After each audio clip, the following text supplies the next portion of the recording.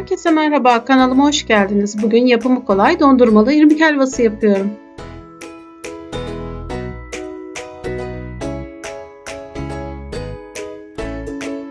...100 gram tereyağı ve 1 çay bardağından 1 parmak eksik zeytinyağında 1 su bardağı irmiği pembeleşinceye kadar kavuruyoruz.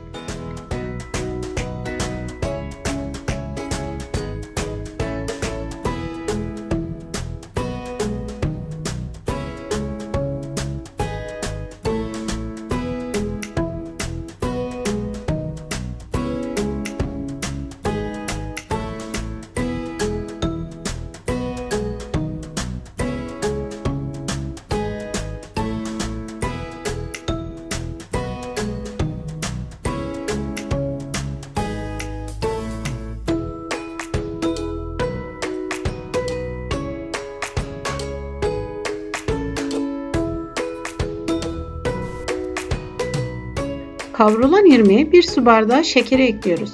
Şekerden 1 tatlı kaşığı kadar ayırıyoruz. İrmikle şekeri biraz kavurduktan sonra üzerine 1 su bardağı süt ve su ekliyoruz.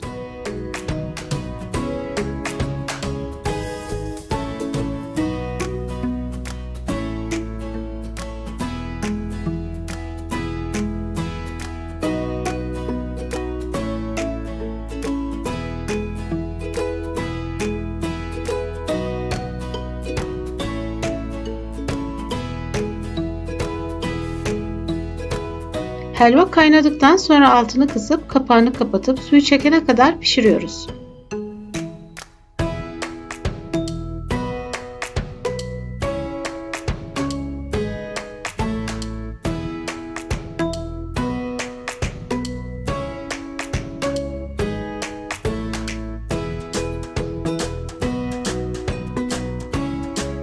Pişen helvaya ayırdığımız şekeri ekleyip karıştırıyoruz. Üzerine havlu kağıt örtüp 10 dakika demlemeye bırakıyoruz.